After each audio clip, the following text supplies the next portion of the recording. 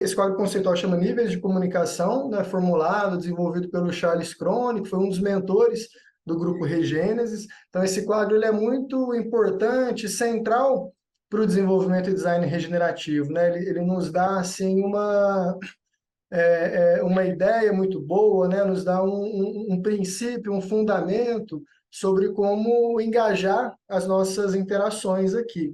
Isso vai ficar mais claro um pouco à medida que a gente for avançando, né?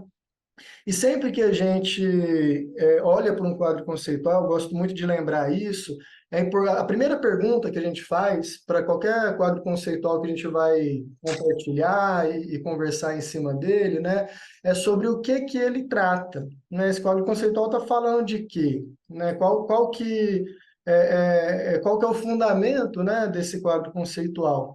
E esse aqui, dos níveis de comunicação, ele ilustra, né, ele representa quatro naturezas distintas de processos comunicativos. A gente poderia dizer assim, quatro padrões diferentes em comunicação.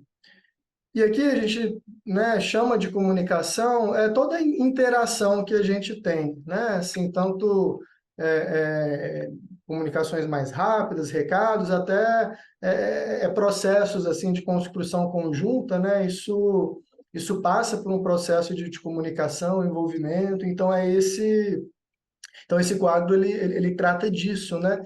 E aqui existe assim uma hierarquia entre esses níveis em termos de ordem, em termos de complexidade, talvez também, mas não de importância, né? No sentido de que o que é importante para a gente aqui é estar consciente de cada um desses níveis, né? E ver como que isso pode nos ajudar a tomar decisões conscientes, né? Bem informadas. Quando a gente estiver trabalhando em cada nível, que a gente esteja fazendo isso de forma mais consciente, né? Ou quando algo talvez não esteja funcionando tão bem, a gente possa olhar para cá e ter uma ideia do porquê que não esteja funcionando tão bem, né? Então, é um quadro que ajuda a gente muito a desenhar, a pensar todo encontro, toda reunião, todo o processo de construção coletiva também. Aqui, o primeiro nível de comunicação é o falar, né, dizer, informar, né, assim, essa natureza de processo comunicativo. E aí tem uma definição aqui, depois eu vou parar a tela aqui para a gente poder conversar um pouquinho aqui sobre como que cada um entende, explorar um pouco mais sobre cada nível. Então, nesse nível falar, né, o objetivo, a intenção é transferir o conhecimento de maneira que resulte em máxima fidelidade e mínima distorção ou má interpretação por parte do receptor. Né? Então, esse é o primeiro nível de comunicação aqui. Então, eu vou voltar agora para enxergar vocês, porque agora é legal a gente ir construindo um pouco junto, né? Então, existem esses quatro níveis, e o primeiro é esse nível falar, informar, dizer, né? Que nível que é esse? Assim, vamos para até agora, né? Assim, até agora eu venho engajando com vocês um pouco nesse nível, né? Um nível, estou tentando transmitir um conteúdo aqui que é os aspectos gerais desse quadro, né? Mas agora eu quero sair um pouco desse lugar de falar, de transmitir, para dialogar mais com vocês, assim, né? Então, enfim, onde que a gente enxerga esse padrão, né, de comunicação, quando que ele é relevante, necessário, e quando, às vezes, e quais as limitações dele, talvez, né? Assim, O quadro fala de comunicação oral só, Felipe? são processos de comunicação, Anne, que engloba tudo, né? Oral, é todo o conjunto ali do encontro, né? Então, não só oral, mas Então, se eu leio aí falar, tem gestual, tem todo o resto ou não? esse falar digamos assim, é um padrão desse processo. A gente poderia dizer assim, falar, dizer, transmitir, né?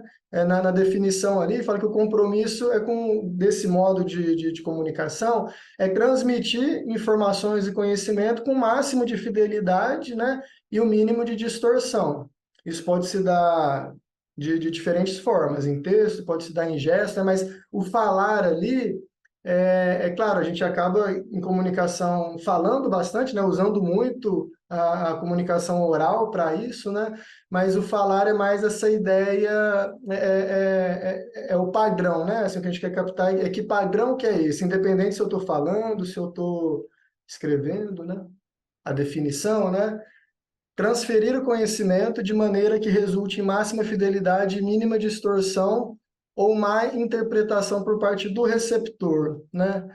É um modo de comunicação transmitivo, né? De transmissão, né? Esse modo transmissivo é o modo é o principal modo de construção, né, do ensino que acredito que a maioria de nós aqui atravessou na escola, né, onde tem ali um professor ou alguém passando um conteúdo, né, assim, então todo momento que a gente enxerga esse padrão, alguém transmitindo um conteúdo que está comigo, né, assim, e cuidando para que haja fidelidade aí na mensagem, tudo, né, a gente está nesse modo, né, então sempre quando a gente está comunicando algo, falando algo, informando para o outro, né? A gente está nessa relação onde o outro ele é muito mais um receptor do que um interlocutor, né? Assim, existe um movimento quase que passivo por parte do outro, né? E aí uma grande armadilha disso, que eu acho importante a gente estar atento, é o que a Ana trouxe, né? Que por mais que a gente se esforce em ter fidelidade na mensagem, transmitir a mensagem com integridade, a gente nunca tem certeza ou controle de como que essa mensagem chega no outro, né? Toda mensagem chega nas pessoas com uma série de pressupostos, preconcepções, né, que fazem a pessoa ter uma interpretação própria. Então, às vezes a gente acha que a pessoa está entendendo da forma que a gente entende, mas na cabeça delas a história é muito diferente e talvez o nosso maior erro aqui é assumir que a comunicação se estabeleceu, né? Quando eu venho, falo algo, comunico algo, transmito algo, um erro muito comum é eu assumir que basta, né, isso para que a comunicação tenha ocorrido de forma efetiva e a gente sabe que não é assim. Então, esse nível, eu vou voltar aqui para a gente ir avançando, né? Então, esse nível de comunicação, ele é importante, ele tem o seu lugar, né? Mas sempre que a gente entrar nele, a gente precisa ter consciência, né, de que a gente está nesse nível e consciência das suas limitações também, né? E uma característica interessante desse quadro, que à medida que a gente vai avançando nessa hierarquia aqui de ordem, vamos dizer assim, a gente vai avançando também em termos de conexão com o interlocutor, né? Os níveis de baixo, digamos, são os níveis onde esse nível falar existe uma espécie de dissociação entre quem está falando e quem está recebendo a mensagem, né? É como numa palestra, em um auditório, né? A pessoa enfim, não está conectada diretamente aí. À medida que a gente, com o outro, né? À medida que a gente vai subindo aqui nessa hierarquia, existe essa ideia também de aumentar o envolvimento e a interação, né, com o outro, né? Então, no nível compartilhar, aqui na definição, né, trata, né, de permitir que as pessoas ultrapassem fronteiras e trabalhem juntas, criando empatia e novos conhecimentos e significados compartilhados, né?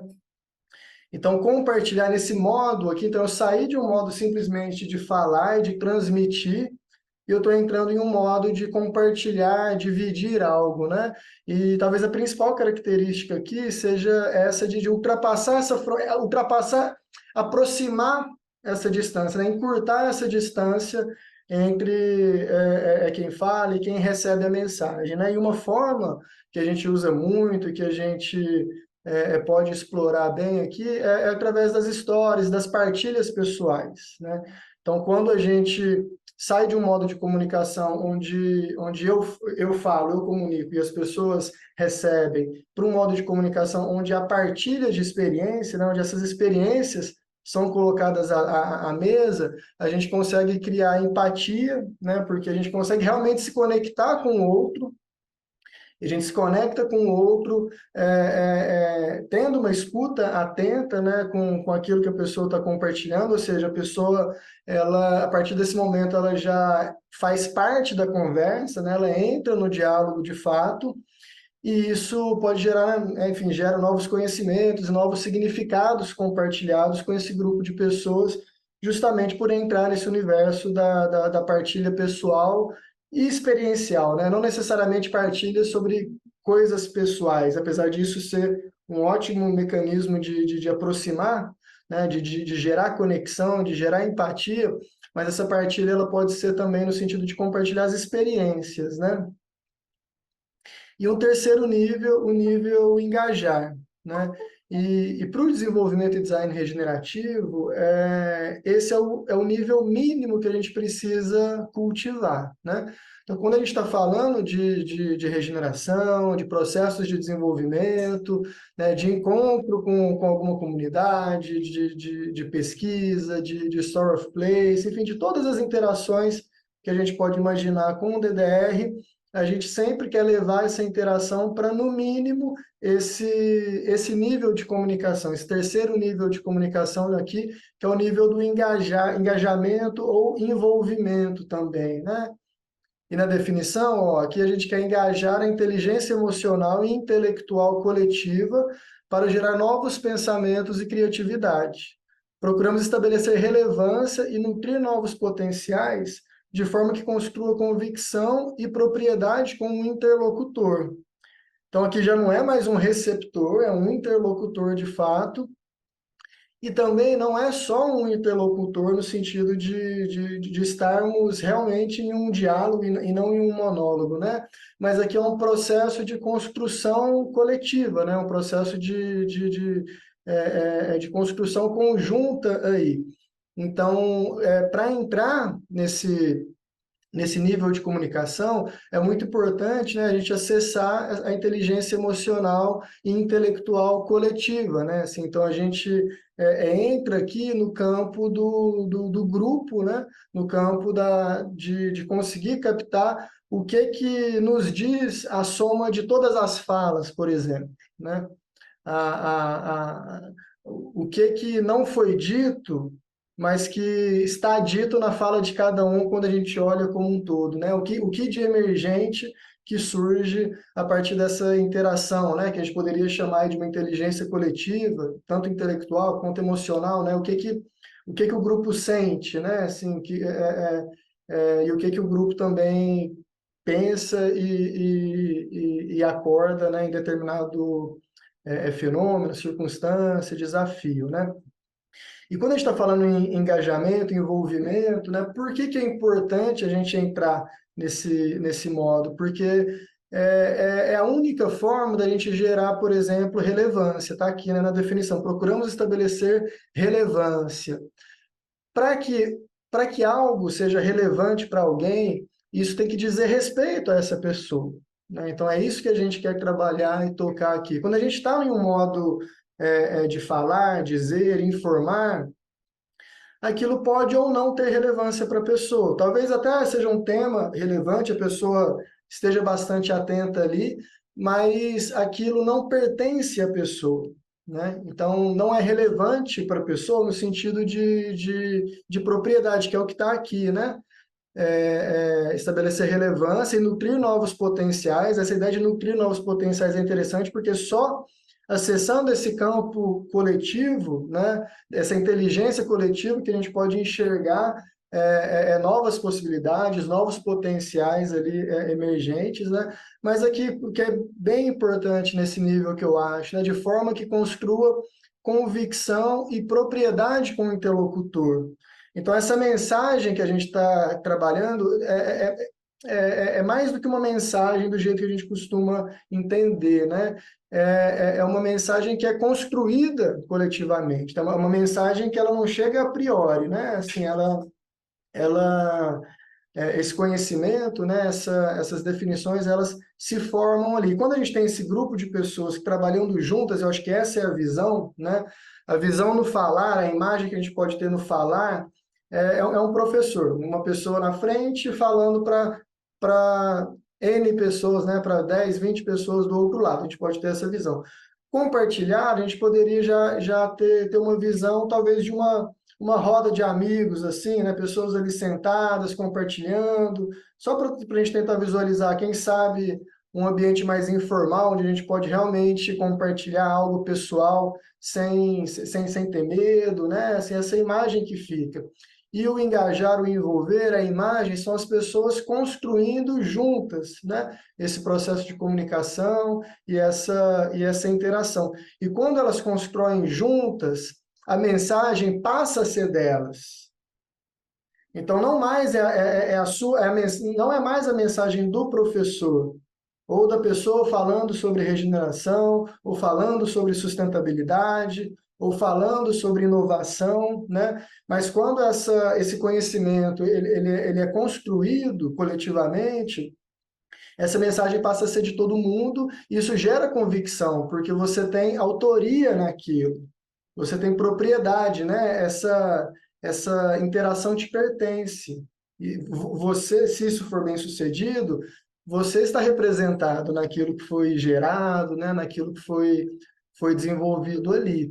Então, para a gente, né, trabalhar de forma regenerativa, e quando a gente fala de trabalhar de forma regenerativa, né, vocês se lembram assim que a gente sempre quer muito tocar aquilo que desperta a motivação das pessoas, né? Aquilo que pode revelar um novo potencial e isso gerar um pulso de energia, né? Regeneração tem muito a ver com isso, né? Encontrar novos caminhos de desenvolvimento, né, significativos para o desenvolvimento de cada um, né? Então, se a gente está falando de DDR aqui, de desenvolvimento, de regeneração como um todo, a gente quer trabalhar nesse nível, um nível de construção, sempre partindo do fenômeno, do desafio, né? E não partindo da teoria, né? Então, assim, usar os quadros conceituais, por exemplo, para engajar uma conversa, para conversar de forma organizada, estruturada, mas cada um construindo esse conhecimento juntos, né? Realmente sendo donos ali do processo de comunicação. E a última é desenvolver, né? Desenvolver é um nível de interação que, que trabalha no desenvolvimento dessas próprias pessoas, digamos assim. É uma interação que nos convida ao desenvolvimento, a gente poderia chamar assim, né? Vou ler a definição aqui. É uma comunicação como um processo para evoluir o ser e gerar uma nova ordem de espírito e vontade. O trabalho regenerativo, idealmente, ele caminha para cá, né?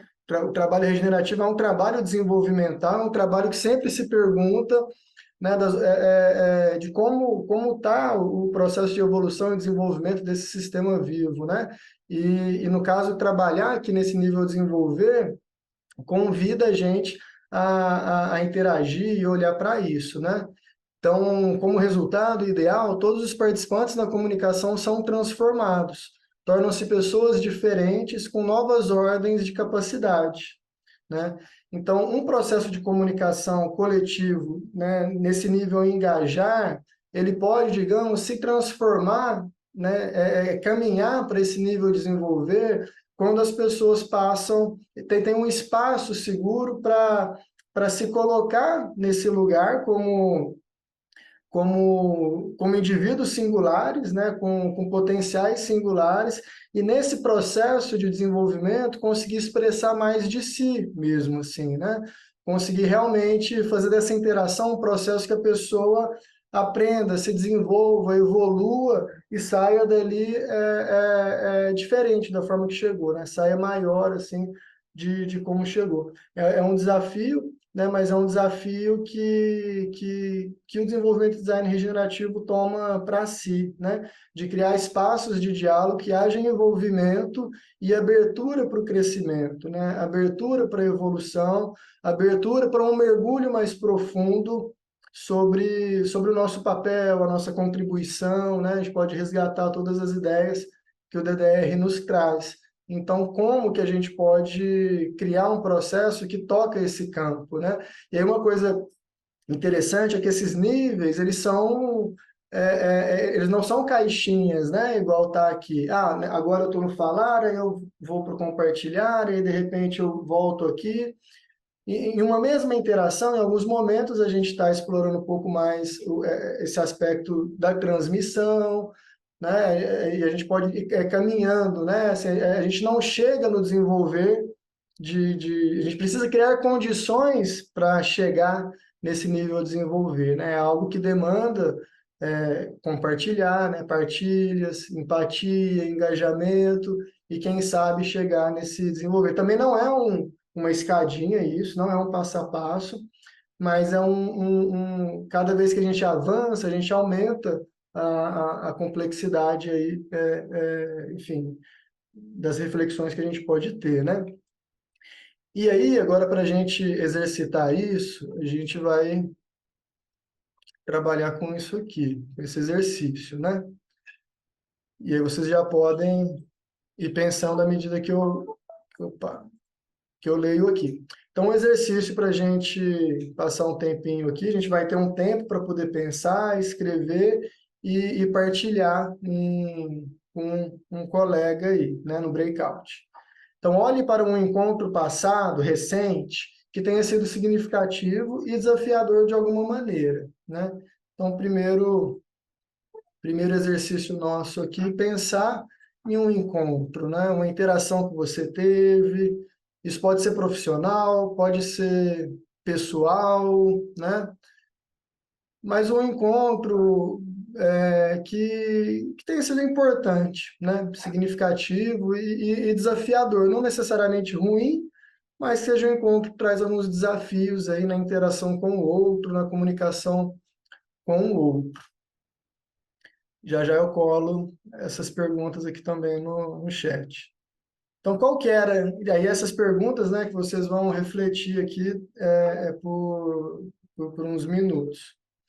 Qual que era a intenção principal desse encontro, né? Primeiro a gente vai começar estabelecendo a intenção. Ele foi efetivo, né, em seu propósito? A gente alcançou o que a gente queria com esse encontro? Né? Se sim, por quê? O que conferiu efetividade, né? Ou se não, por que talvez que não foi efetivo? Ou talvez parcialmente efetivo, né? Por quê? Agora, a gente tendo conversado um pouco sobre esses 4 níveis, né? Será que a gente consegue identificar em qual nível que ele ocorreu predominantemente, né? Será que essa reunião ficou o tempo todo nesse modo de transmissão? Ou será que a gente conseguiu caminhar em outros níveis de comunicação também? Né? E o nível em que ele se deu, ele foi adequado à intenção inicial? Né?